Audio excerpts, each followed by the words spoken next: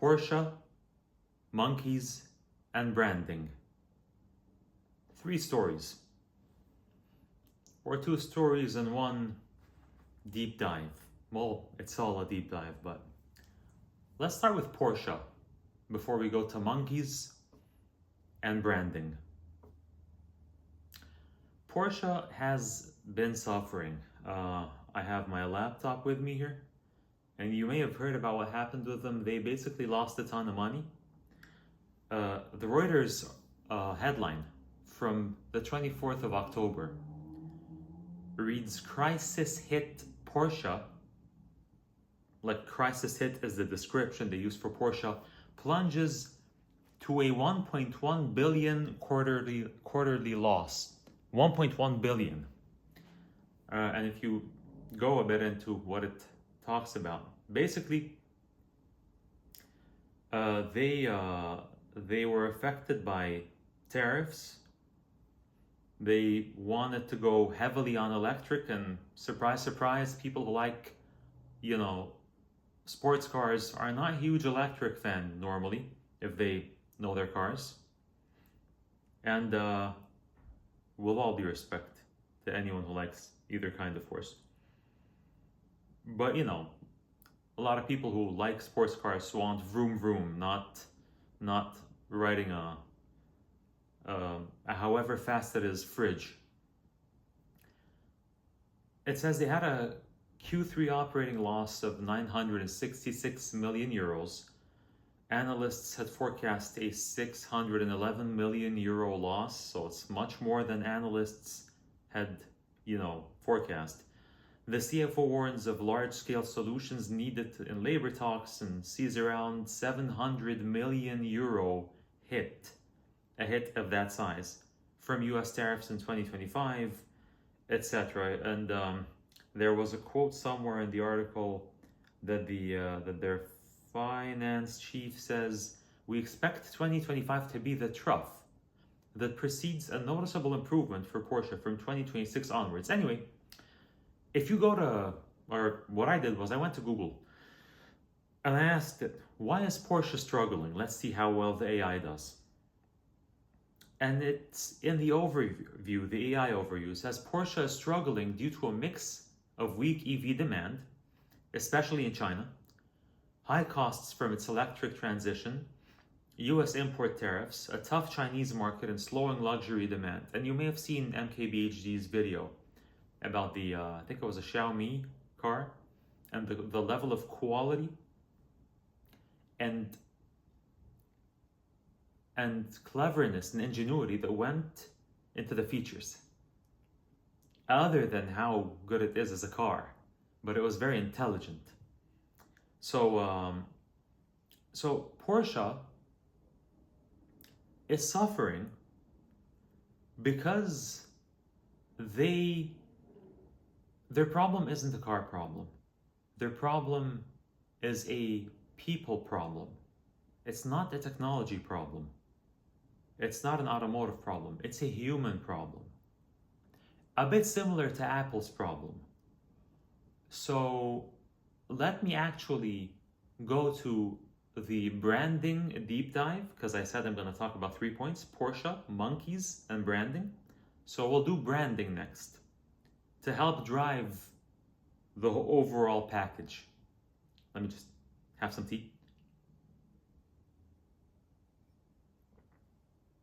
So,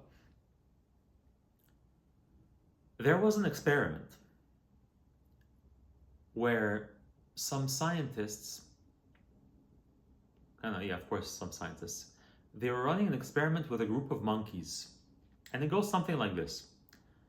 They put a bunch of monkeys in a room, put a step ladder in the middle of the room, and some bananas at the top. And monkey wants banana, so the monkeys, a monkey starts climbing the ladder. And as soon as a monkey starts climbing the ladder, all of the monkeys get sprayed with water. So they're like, what's going on here? So, deflects him or something, or it gets them off, it gets the monkey off the ladder, and he stops pursuing the banana because he got sprayed with water when he tried to get the banana. Then they try to climb again, or the scientists like put more bananas or something. There's bananas at the top of a ladder, and another monkey tries to climb. The scientists spray all the monkeys with water again. So all the monkeys start linking two things. One, if you try and get the banana, you're gonna be sprayed with water. Two, it's not just you who gets sprayed with water, it's even us, and we didn't even try to climb the ladder. So eventually, they don't want to be sprayed with water, right? So now when a monkey tries to climb the ladder, they grab the monkey and beat him up. Okay?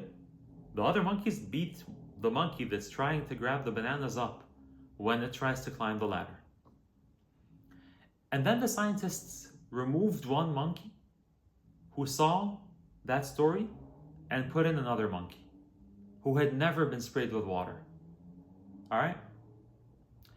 And maybe at this point they stopped spraying the monkeys with water. So they have the ladder in the room, they put bananas at the top of the ladder.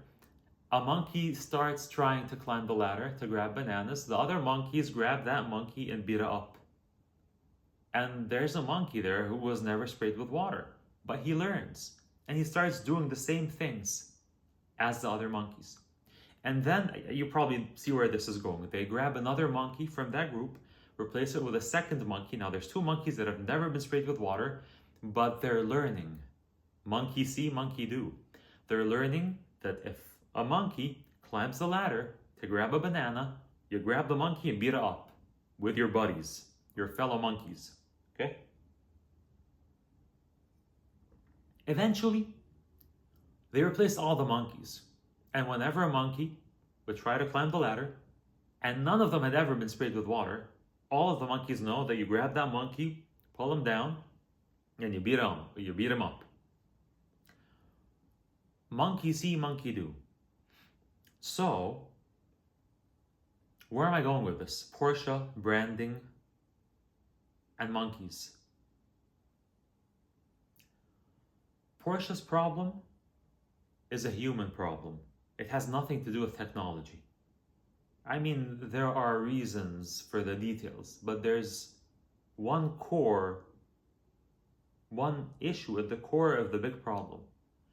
It's a failure to understand or forgetting what brand is about. What is a brand? I'm not talking about a textbook definition. A brand at its core is you see something, an item, and you correlate it with a feeling that you hope to have when you acquire that product that is of a particular, made by a specific company. That has that particular logo on it, like the Apple logo, the Lacoste logo for clothes, the G on a Google product, whatever it is, okay? Brand is the emotion. Is a product that gives you an emotion, a feeling that's linked to a belief that you will live better in a way when you acquire the product that has that logo on it. That is the essence of branding. But how do we arrive at branding? And that's what Porsche seems to have forgotten. And what Apple may have forgotten too, to an extent. I'm not saying that Apple is in the same financial position as Porsche, but there's something similar between them. How do brands start? Brands start by someone making a product, and they are a no-name brand, okay?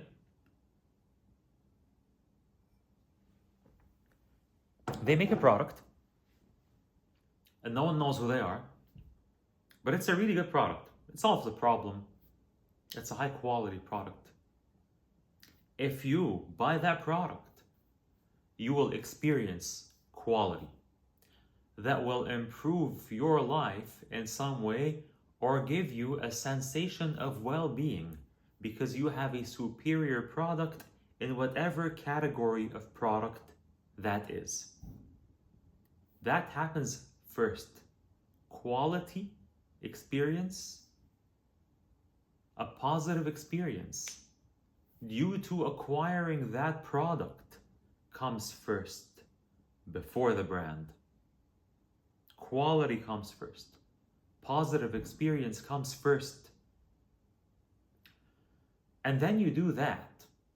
And some random person comes along and buys your product and they love it. They have that experience. And then they go and tell someone else. And then it becomes word of mouth. And that other person comes along and buys your product. And they have a great experience too. And you do that for years. And then people start tying the logo with quality. Once people seeing that logo gives them anticipation of a positive experience, anticipation of luxury, anticipation of quality, you have a brand. That's a brand. Okay. And then the manufacturer, the company behind the logo sees success. Like Porsche saw success over the years from its inception. Like Apple saw success over the years eventually since its inception. And then the human problem comes. The human problem on the side of the company that makes the product that's behind the brand, and the human problem that's on the buyer's side, us, the customers. We, to tie in the three topics together, start kind of behaving like the monkeys a bit. We start buying the product because it's got the logo on it. And maybe you don't really have a need for that product. Or you don't really understand why it's superior. Or maybe other products are now as good as that product that you're obsessed about or are really loyal to. However, you're still loyal to that product just because it's the popular brand. Kind of like the monkeys who are never sprayed with water beating up the other monkey who's trying to grab a banana who was also never sprayed with water. But that's what we do in here. If those monkeys could speak, theoretically, they might see that's what we do. We see one of our fellow monkeys climb that ladder and we grab that monkey and we beat it up. And that's how it is. Well, it's kind of like what we do when we start buying products from brands when we really don't know why. So the brands, so that's a human problem on the buyer's side, on our side, we the customers. Or like social media companies like to call us the users. But on the human problem, on the company side, is as old as the human race, right? Or it's like a really old problem. It's a problem of classic human behavior when you just relax. You get successful. People like your stuff. In the beginning, you're trying to win them over by quality and by a great experience, great product, great value, all the good stuff. And then when they start behaving like the monkeys in the monkey example, and they just keep buying it, when they don't necessarily know why anymore, they have no good reason anymore, then the company, the C-suite executives who pull the triggers, who make the decisions, They start feeling, we're good, we're made, we'll relax.